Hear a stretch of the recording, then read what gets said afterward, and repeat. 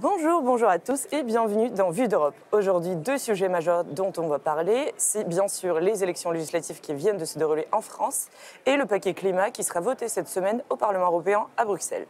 Pour cela, nous avons invité deux députés européens du Rassemblement national. J'ai à mes côtés Hervé Juvin. Bonjour Tamara. Bonjour. Et Philippe Olivier. Bonjour. Également sur ce plateau aujourd'hui. Bonjour. Donc le Parlement européen a fait de la lutte contre le réchauffement climatique sa priorité, notamment avec le paquet climat qui est voté au Parlement cette semaine.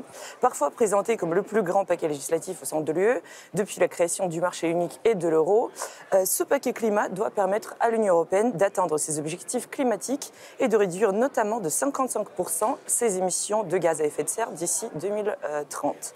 Hervé Juvin, de quoi s'agit-il et comment est-ce qu'on peut réussir cette fameuse transition écologique ? Il s'agit d'abord d'un effet d'aveuglement. Nous faisons face de manière évidente à une urgence écologique.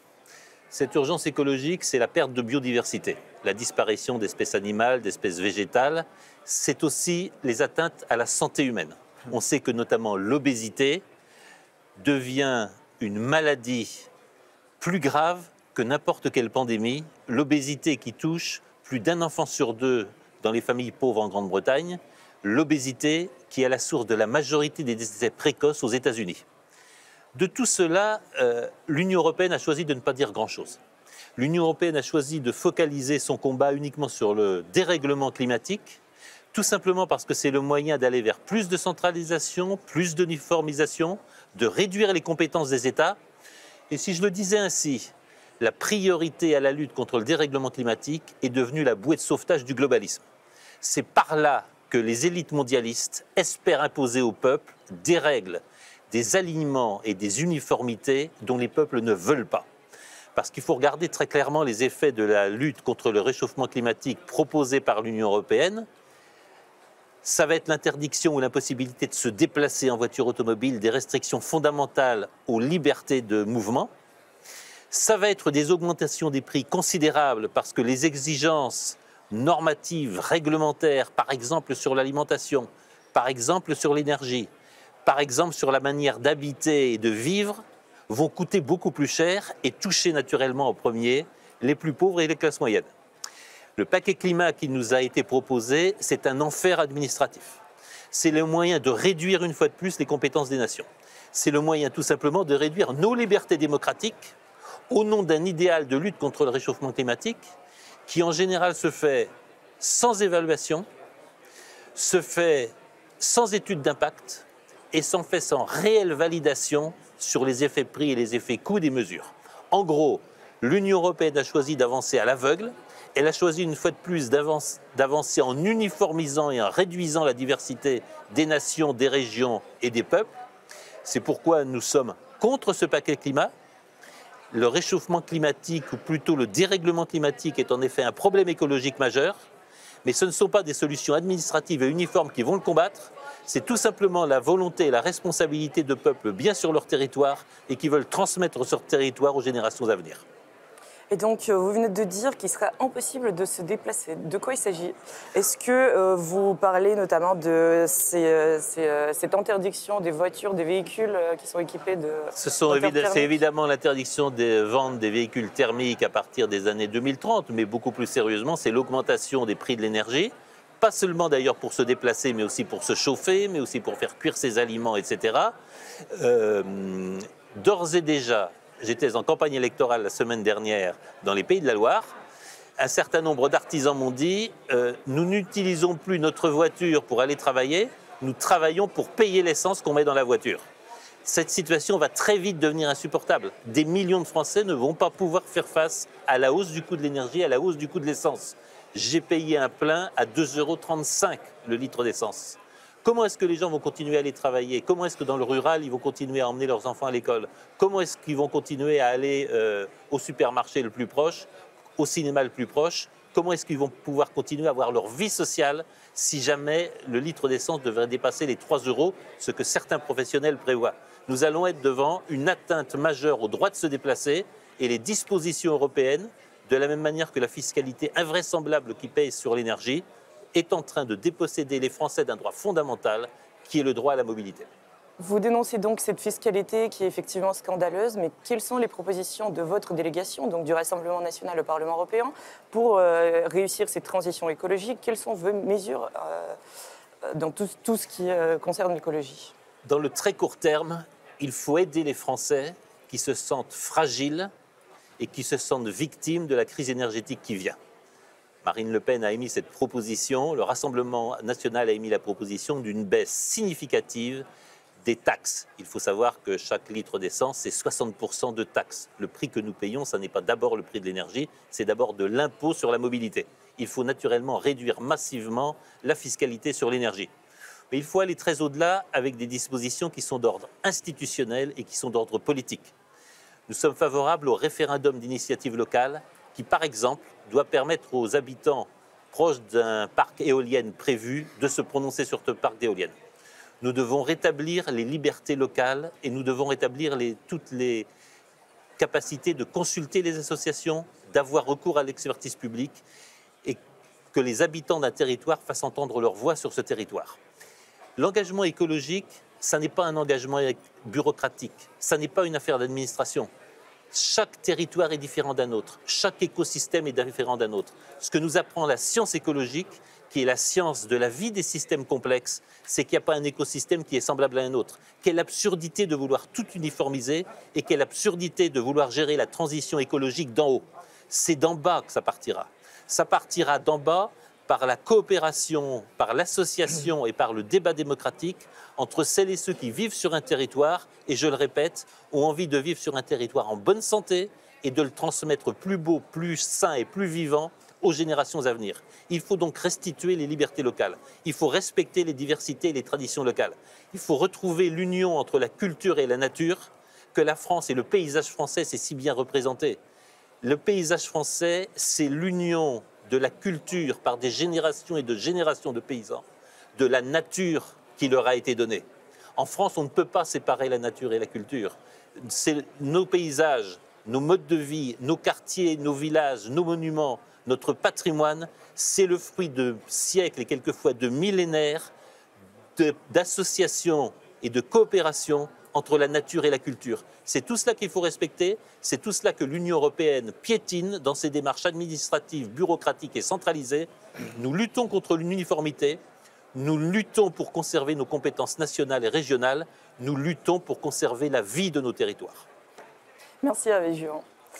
Philippe Ollivier, un événement majeur, un événement historique, on peut le dire, vient de se dérouler en France. Je parle bien sûr des élections législatives. Le Rassemblement national, votre parti, devient la première force d'opposition à Emmanuel Macron à l'Assemblée nationale et les journaux européens pointent déjà l'incertitude dans laquelle plonge la France suite à cela. Quelle est votre analyse ?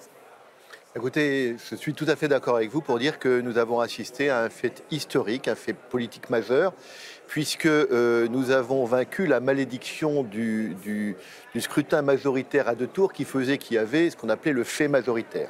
Le fait majoritaire, c'était quoi? C'était simplement le fait qu'un président élu avait forcément une majorité et qu'il avait donc, sous la Ve République, pratiquement tous les pouvoirs. Nous avons fait campagne pour expliquer aux Français qu'il fallait éviter que M. Macron ait tous les pouvoirs, car on l'a appris, il a tendance à en abuser. C'est pas quelqu'un de très ouvert quand il s'agit de partager les décisions. C'est quelqu'un d'assez autocentré et donc qui avait tendance à organiser lui-même l'ensemble de la vie publique autour de sa personne. Là, on a une redistribution des cartes et on a presque même un changement de régime, puisqu'on passe d'un régime présidentiel ou semi-présidentiel à un régime qui devient parlementaire, avec une Assemblée nationale qui va jouer son rôle, c'est-à-dire qui va pouvoir d'abord contrôler l'action de l'exécutif, qui va pouvoir aussi proposer et qui va, je crois, influencer grandement la politique du gouvernement sur l'ensemble de la durée. Pour peu que M. Macron accepte de jouer le jeu, puisque dans un débat démocratique, dans le contexte constitutionnel, il y a toujours un bras de fer entre l'exécutif et le législatif. Mais si le président de la République tient compte du résultat des élections législatives, il ne pourra pas faire autrement que de reconnaître l'opposition. C'est ce que nous souhaitons et c'est ce que nous demandons. Nous demandons que le président de la République, et Marine Le Pen le lui a dit hier, tienne compte du résultat des élections. C'est-à-dire donne à l'opposition la reconnaissance qu'elle mérite par son poids institutionnel et prennent acte du fait qu'elle doit participer aux décisions par le droit d'amendement, par un certain nombre d'initiatives que cette opposition pourra prendre. Voilà donc le nouveau paysage. C'est sûr que pour la France, c'est un grand espoir.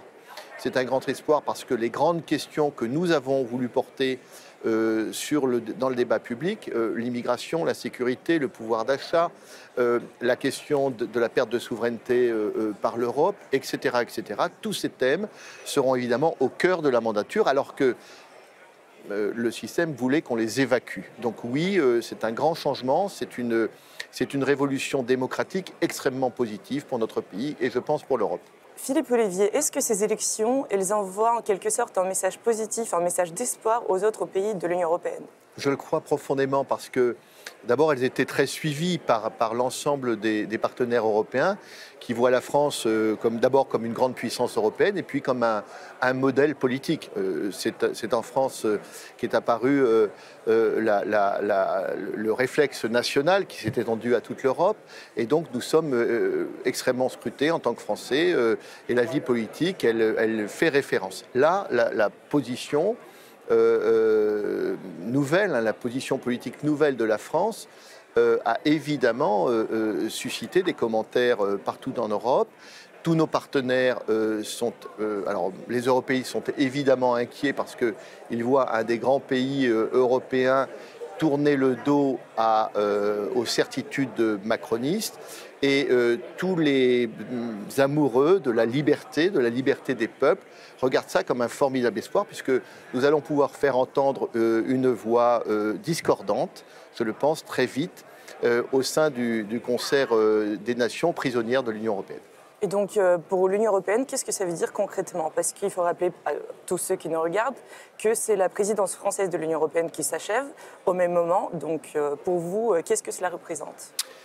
Alors c'est vrai, on est en plus de ça en plein cœur de la présidence française. Elle va s'achever à la fin du mois.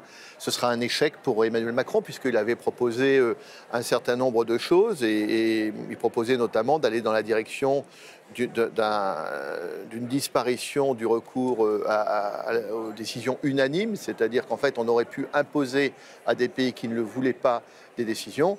Il a été désavoué immédiatement par 13 pays, en réalité 14, parce que si on intègre la Hongrie, il y a 14 pays qui se sont prononcés contre cette initiative, qui était une initiative conjointe entre M. Macron et Mme von der Leyen, c'est-à-dire que plus de la moitié des pays membres de l'Union européenne ont désavoué M. Macron. Donc sa présidence française est un échec patent. Ce qui risque de se produire, c'est que M. Macron, qui va être peut-être un petit peu embarrassé par la situation politique française, puisqu'il n'aura pas les mains libres, va essayer de passer ses réformes par le biais de l'Union européenne. C'est toujours le cas quand des dirigeants français qui sont un petit peu lâches, qui n'assument pas leur vision politique mondialiste ou immigrationniste, va essayer de faire passer par le biais de l'Union européenne des décisions qu'il ne peut pas prendre ou qu'il ne peut plus prendre à l'échelon national. Et donc je pense que les députés européens que nous sommes vont avoir un combat à mener ici, d'abord un combat de vigile, on va essayer de voir ce qui se passe, ce qui arrive, quelles sont les initiatives, et puis un combat d'opposition, parce que évidemment toutes ces décisions sont très néfastes pour nos pays et pour nos peuples. Eh bien, je suis certaine que votre délégation au Parlement européen suivra tout ça de très près. Merci Philippe Ollivier. Merci. Merci Hervé Juvin. Et merci à vous de nous avoir suivis aujourd'hui. On se retrouve bientôt pour un nouveau numéro de Vue d'Europe.